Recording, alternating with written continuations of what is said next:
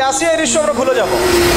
এই যে মেয়েটা কাতরাতে কাতরাতে মারা গেল, আজকে বেশি দিন সময় লাগবে না, 1 মাস 2 মাস হাইয়েস্ট 3 মাস।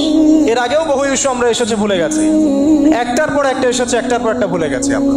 আপনারা দেখে নিয়েন 3 মাসের মধ্যে এই মেয়েটাকে সবাই ভুলে যাবে এবং যাবো ভবিষ্যতে। লিখে নেন আপনারা, এই বাচ্চার কথা কেউ মনে রাখবে না, এই বাচ্চাটার কথা কেউ মনে রাখবে না।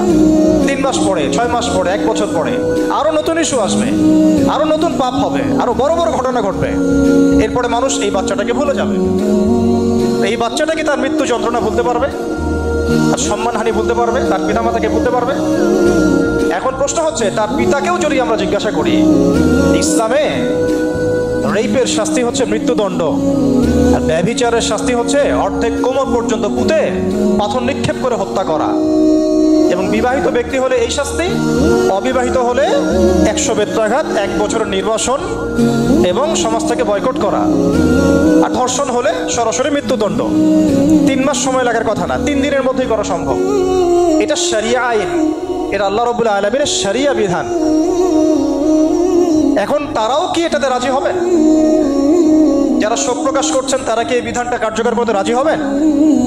ধর্ষককে সবার সামনে প্রকাশ্যে মৃত্যুদণ্ড দেওয়া হোক, শরিয়া আইন কার্যকর করা হোক? রাজি হবেন না। কারণ আপনারা বলবেন এটা করতে গেলে বাংলাদেশ থেকে মৌলবাদী রাষ্ট্র হয়ে যাবে। তো সমস্যার গোড়ায় আপনারা যেতে চান না, ডালপালা নিয়ে নাড়াচাড়া করেন। জেনা ফ্রি মিক্সিংটাকে উন্মুক্ত করে দেওয়া হলো, ছেলে মেয়ের অবাধ বিচরণটাকে উন্মুক্ত করে দেওয়া হচ্ছে। একটা চরম ক্ষুধার্ত মানুষদের সামনে যদি আপনি খাবারকে উন্মুক্ত করে রাখেন, এরপরে যদি কেউ জোর করে খাবার খেয়েও ফেলে, শুধু কি আপনি খাদকের দোষ দিবেন? পুরো সিস্টেমটাই দায়ী, পুরো সিস্টেমটাই দায়ী এখানে। আপনি নারী পুরুষকে অবাধ মেলামেশা দিয়েছেন, ফ্রি মিক্সিংয়ে দিয়েছেন, একদম ছোটবেলা থেকেই, স্কুল লাইফ থেকে, কলেজ লাইফ থেকে, ইউনিভার্সিটি লাইফ থেকে, জব সেকশনে, এমনকি রাজনীতি করতে গেলেও কর্পোরেট সেকশনে, ব্যবসায়িক সেকশনে, অফিস আদালতে, সব জায়গায় ফ্রি মিক্সিংকে অবাধভাবে আপনি উন্মুক্ত করে দিয়েছেন, আমরা উন্মুক্ত করে দিয়েছি। এর উপরে ছড়িয়ে দিয়েছি পর্নোগ্রাফি। পর্নোগ্রাফি সবার ফোনে ফোনে। পর্নোগ্রাফি দেখতে থাকলে একটা মানুষ বাচ্চাকে না, কয়েকদিন পরে পশুর সাথেও জেনা করতে পারে।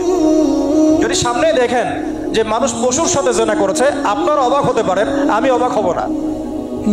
কারণ পর্নোগ্রাফি মানুষকে পশুর সাথেও জেনা করতে শেখাবে। বাচ্চা তো কিছুই না। এর উপর আছে বিবাহ বহির্ভূত সম্পর্ক, ব্যভিচার, জিনা, ফ্রি মিক্সিং, ভ্যালেন্টাইন্স ডের মতো দিবসগুলো পালন করে ছেলে মেয়ের অবাধ মেলামেশা। আর এই জেনাগুলোকে আমরা বলছি গাছে আসার গল্প, যেখানে ওর উপরে 100 বেত্রাঘাতের শাস্তি অলরেডি মজুদ হয়ে গেছে। আর কতগুলো যে জেনা হয়েছে এটা তো আল্লাহ পাক ভালো জানেন। একটা দুইটা তো করে নাই, একটার পর একটা চেঞ্জ করেছে। বিবাহিত ব্যক্তি পর্যন্ত অন্যের স্ত্রীর সাথে জেনা করেছে। আর এটা তো ধর্ম তো অনেক বড় বিষয়, ধর্ম তো অনেক বড় বিষয়। এটা তো এটা মানবতা বিরোধী অপরাধ, এটা থেকে মানবতা বিরোধী অপরাধ। এখন সমস্যা কি এক কেন্দ্রিক? এটা বহুমুখী সমস্যা। ফ্রি মিক্সিং রেখেছেন, পর্ন চালু করে দিয়েছেন, এবং সবচেয়ে বড় কথা এর শরঈ বিচারটুকু নিশ্চিত হচ্ছে না। তাহলে সমাজের মধ্যে এগুলো কমবে না বাড়বে? সিম্পল, সমাজের মধ্যে এগুলো বাড়বে। 6টা কাজ করেন, ইনশাআল্লাহ তাআলা কমে যাবে। প্রথমত শরঈ পর্দা নিশ্চিত করেন, দ্বিতীয়ত ফ্রি মিক্সিং বন্ধ করে দেন, তৃতীয়ত আপনারা জেনার শাস্তি চালু করেন, চতুর্থত সমকামিতা বন্ধ করেন,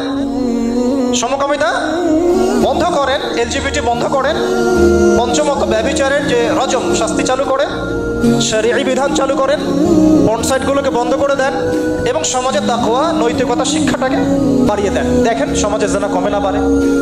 কিন্তু কেউ এই সমস্যার গোড়ায় যাবে না। একটা ইস্যু আসবে, একটা ইস্যু যাবে। আজকে আপনার বোন তো কালকে আমার বোন, কালকে অমুকের বোন, কালকে তার মেয়ে, নিজের ঘর পর্যন্ত চলে আসছে। আর কয়টা রিপোর্টই বা আমাদের সমাজের সামনে আসে? যে কয়েকটা রিপোর্ট সামনে এসেছে এগুলো 50%ও না। বহু মেয়ে এগুলো বলতেও পারেন লজ্জায়।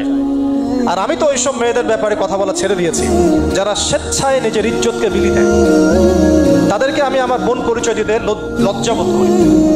সমাজ থেকে গায়রত, ব্যক্তিত্ব, পর্দা, শালীনতা, হিজাব এগুলো উঠিয়ে দেওয়া হয়েছে।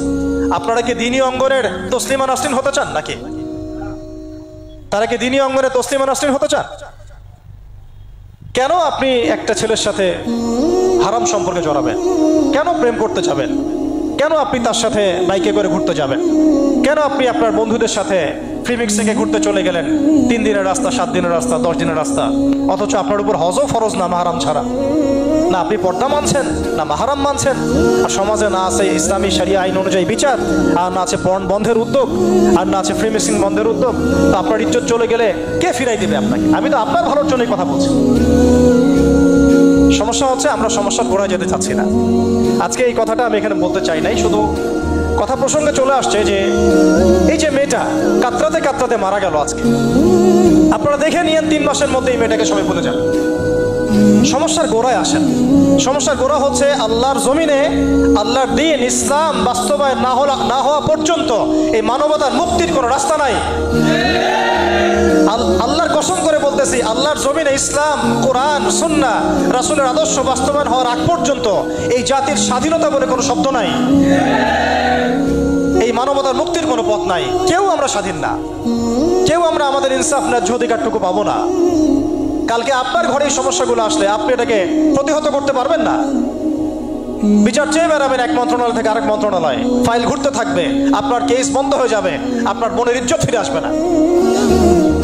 আর রাসূল সাল্লাল্লাহু আলাইহি ওয়াসাল্লামের জামানায় আপনি আমাকে রেপের ঘটনা দেখান কয়টা ঘটেছে? সাহাবীদের জামানায় রেপের ঘটনা দেখান কয়টা ঘটেছে? জেনার ঘটনা দেখান না কয়টা ঘটেছে? ব্যভিচার কয়টা ঘটেছে? চুরি বা কয়টা হয়েছে? কয়টা হয়েছে? ডাকাতি কয়টা হয়েছে? একটা দুইটা রেয়ার আপনি ঘটনা দেখাতে পারবেন। এবং যখন সেই ঘটনা ঘটেছে ইনস্ট্যান্ট দেন নবী সাল্লাল্লাহু আলাইহি ওয়াসাল্লাম শরীয়ত আইন বাস্তবায়ন করেছেন। তিনি শুধু মানুষকে তাকওয়ার ওয়াজ নসিহত করেন নাই, বরং আল্লাহর আইনও বাস্তবায়ন করেছেন। এই দুইটা সমানুপাতিকভাবে চলতে হবে সমাজের মধ্যে। শুধু তাকওয়ার ওয়াজ করে সব বন্ধ করা যাবে না, আইনও বাস্তবায়ন করতে হবে। তখন দেখবেন সমাজ সমান্তরালভাবে চলবে, একটা আলোকিত সমাজ বিনির্মাণের দিকে আমরা হাঁটতে পারবো ইনশাআল্লাহ। শুধু আমি ওয়াজ করে যাব, আইনের কোনো বাস্তবায়ন নাই, আবার আইন বাস্তবায়নে কথা বলবো, তাকওয়ার কোনো সমাজ নাই, এভাবে হবে না। দুটো একসাথে চলতে হবে। আমরা দুটো থেকেই সমাজকে বিচ্ছিন্ন করে ফেলছি। স্কুল লাইফ থেকে তাকওয়ার শিক্ষাটাকে আস্তে আস্তে শেষ করে ফেলছে। আমি তো দেখালাম তাকওয়া তো শিখবেন আপনি কোরআন থেকে, হাদিস থেকে, সিরাত থেকে, সেটাই তো আমরা পড়ি নাই। আমি চ্যালেঞ্জ করতে পারি আমাদের স্টুডেন্টদেরকে, আল কোরআনুল কারীমের 10টা সূরার অর্থ তারা বলতে পারবেন না, হাদিসের মধ্যে 100টা হাদিস তারা মুখস্থ বলতে পারবেন না। রাসূল সাল্লাল্লাহু আলাইহি ওয়াসাল্লাম পবিত্র জীবনী তারা 20 বছরে একটা কিতাবও একাডেমিক্যালি পড়েন নাই। ইসলামের ইতিহাসের একটা কিতাব একাডেমিক্যালি পড়ানো হয় নাই। তাজকিয়া সংক্রান্ত একটা কিতাব পড়ানো হয় নাই। ফিকহের উসুলে ফিকহ ছাড়া আপনি কিভাবে চলবেন? ফিকহের একটা কিতাব পড়ানো হয় নাই। তাহলে এই জাতিটাকে আপনি কিভাবে ইসলামের দিকে নিয়ে আসবেন? শিক্ষা ছাড়া। শিক্ষা না থাকলে, ইলম না থাকলে আমল কিভাবে আসবে? আমল না থাকলে তাজকিয়া কিভাবে আসবে? তাজকিয়া না থাকলে আত্মশুদ্ধি কেমনে আসবে? আর কিভাবে আমরা সৎ পথে থাকবো, অসৎ পথ থেকে দূরে থাকবো? কিভাবে আমাদের মধ্যে আল্লাহ ভীতি জাগ্রত হবে? আর আল্লাহ ভীতি যদি জাগ্রত না হয়, আমি গুনাহ থেকে কেন দূরে থাকবো? যার মধ্যে আল্লাহর ভয় নাই সে গুনাহ থেকে কেন দূরে থাকবে? তার মধ্যে তো আল্লাহর ভয় নাই। তা আমরা তাকওয়া বিবর্জিত সমাজ প্রতিষ্ঠার দিকে এত মেহনত করেছি বিগত প্রায় 50, 60, 70 বছর থেকে। কিন্তু আগামীর বাংলাদেশে আমরা এটা আর দেখতে চাই না। আমরা আগামীর বাংলাদেশে দেখতে চাই প্রত্যেকটা সেক্টরে যেন তাকওয়া নিশ্চিত হয় এমন ব্যবস্থা গ্রহণ করতে হবে, এবং একই সাথে আল্লাহ রাব্বুল আলামিনের জমিনে আল্লাহর বিধানগুলোও বাস্তবায়ন করতে হবে। শুধু তাত্ত্বিক কথাবার্তা বলে, দুঃখ প্রকাশ করে, শোক প্রকাশ করে কোনো লাভ হবে না, যতক্ষণ পর্যন্ত না আমরা আল্লাহ পাকের জমিনে তার আইন এবং বিচারগুলোকে বাস্তবায়ন করতে পারবো। আর আল্লাহর কসম করে বলছি, আল্লাহর জমিনে আল্লাহর বিধান বাস্তবায়ন হলে সমাজে পাপের হার তো কমে আসবেই। সমাজে পাপের হার তো কমে আসবে। কোনো কাফের, মুশরিক, মুরতাদ জনগোষ্ঠী আমাদের দিকে চোখ তুলে তাকাতে পারবে না ইনশাআল্লাহ। আমাদেরকে দাসত্ব শৃঙ্খলে আবদ্ধ করতে পারবে না ইনশাআল্লাহ।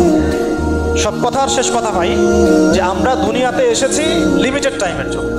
এই সময়টুকুতে যদি আমরা হেলায় ফেলায় দুনিয়ার জীবনটাকে নষ্ট করি, আমাদের দিনটাকে ঠাট্টা ছলে গ্রহণ করি, কোরআনকে মূল্যায়ন না করি, হাদিসকে মূল্যায়ন না করি, আল্লাহর দেয় এই সুযোগগুলো, রমাদান, এই কোরআন, এই তারাবি, তাহাজ্জুদ, এই সাদাকা, এই তাকওয়া, এগুলোকে মূল্যায়ন না করি, তাহলে ক্ষতিগ্রস্ত আমরা হব, আর কেউ হবে না। ক্ষতিগ্রস্ত এই পৃথিবীতে অন্য কেউ হবে না, বরং আমরাই হব। আল্লাহ পাক আমাদের সবাইকে পরকালীন চূড়ান্ত ক্ষতি থেকে আল্লাহ হেফাজত করেন, এবং দুনিয়াতে যে ফিতনা, ফাসাদ, এই রাহাজানি চলছে, এগুলো থেকে মুক্তির পথ যে একমাত্র ইসলাম, এইটা বোঝার তৌফিক আমাদের